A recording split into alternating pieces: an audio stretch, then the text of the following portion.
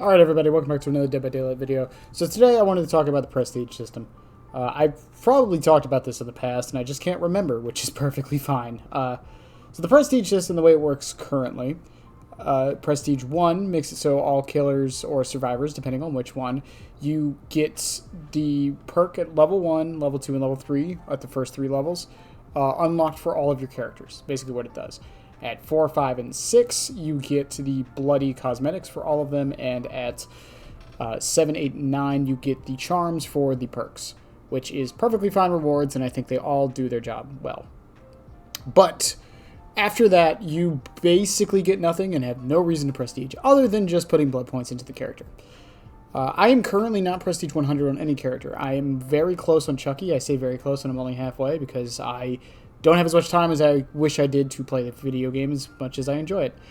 But I am getting there. However, the only reason I'm doing that is because I love the series, I love the character, and I want to show my dedication to that. But for the average player, there really isn't any reason to do it other than some kind of personal gain. Behavior has said in the past that they don't want to add prestige rewards because of FOMO, and I really don't think that's what they meant to say. Because there is so much FOMO in this game, I don't understand how that's possible. We have Rift cosmetics, we have event cosmetics, we have limited time store cosmetics, etc., etc. There's a lot of FOMO in this game, inherently or not. Now, most of that FOMO stuff does eventually come back, but that's beside the point.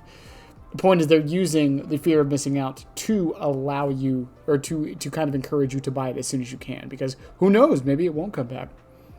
But with prestiging, what it really is I think behavior doesn't want people to flaunt how much time they have in the game. However, I don't even think that's what it is. Because you can still see prestiges in the lobby when you're killer. Which brings me on to another point. What is the point? Why can the killer see your prestige? Now, I'll be the first to say that having someone who's prestige 100 doesn't mean anything. There are multiple ways you can do this without even playing a survivor or killer.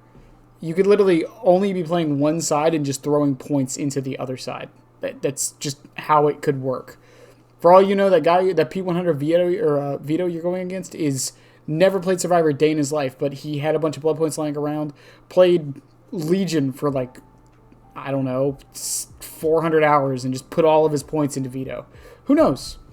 But that's the thing. What is the point? Is it to show your teammates that you're prestige 100? But that doesn't really do anything.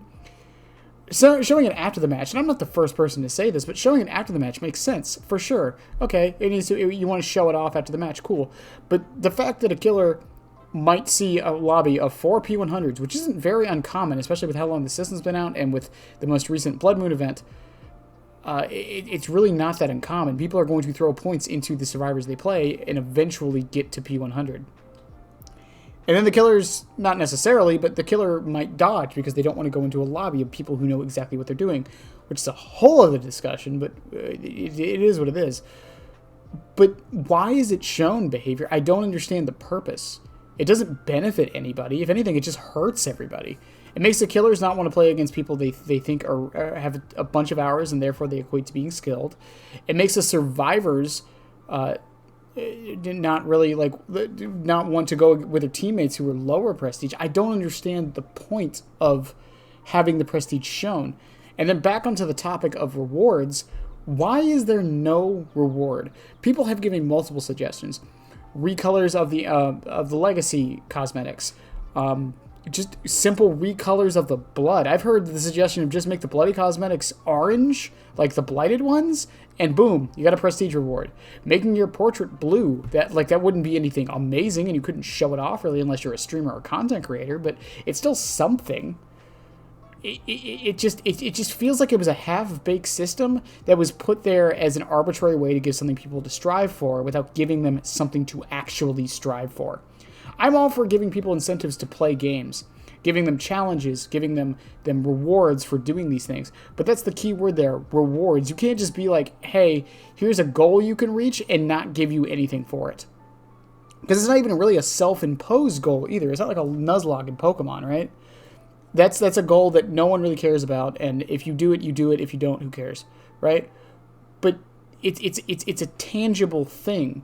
Once you hit Prestige 100, you can still put points into the character. So it doesn't even help you there, really, except maybe, oh, you're always on the 50th tier. That's really the only thing it gives you, which I don't think is enough. And on some characters, you could argue it actually makes it worse because some of their better add-ons are their browns, and you won't get them as much once you're P50. Or, I'm sorry, Prestige 100. It's just a very strange system. And the Prestige system, I think, is in need of an upgrade. I've had the suggestion of, if you don't want it to be notable so players don't feel bad that they're not at Prestige, which I still think is a stupid reason not to do it, is make it so the charms you get for the perks, maybe they get bloodier as you go up. Maybe you get different versions of those. Once again, my idea with the Blighted, just the color swap on the blood, maybe do that. Maybe have a special weapon for every character. Maybe that's all you need to do. Not a full-on skin, just change the weapon. Just make the weapon something really, really massive. Give some shards every time you hit like 10 levels or something. Something to give people something to strive for. I will never stop talking about this. On both sides, there's just, once you unlock all of the characters, once you unlock all of the perks, once you've gotten enough points into every character where you basically have everything you would ever need, what is the reason to play? And I know someone's going to be like, oh, you should just play the game because it's fun. This is true. You should just play the game for fun, but that doesn't mean that there shouldn't be some kind of obfuscating reason to cause you to play or do things while you're playing. I've made the note of the archive challenge as being something very, very similar to this in the past. They're a good idea, however, there's only a limited amount of them, and once they're all done, which, don't get me wrong, will take forever, but once they're all done, then what? You got your dailies. Cool, and the reward for doing the dailies is the blood points. And if you're one of these people who doesn't have anything to go for because you have everything, the blood points don't even really matter. Really, all you can do is just prestige your characters just to say you did, and that's just disappointing. It really, really is. With the anniversary event coming up soon, which dates this video, but with the anniversary event coming up soon, I really, really do hope Behavior has some plans to adjust the prestige system. It's been enough of a time, I think they could add something to it and make it more of an actual show of dedication towards a character, licensed or otherwise. It's just really disappointing. That's all Behavior. To anyone listening. Anyway, guys, I love y'all. Have a good one, and yeah, bye. Subscribe, damn it. I'll be back. I always come back, and so should you, you moron.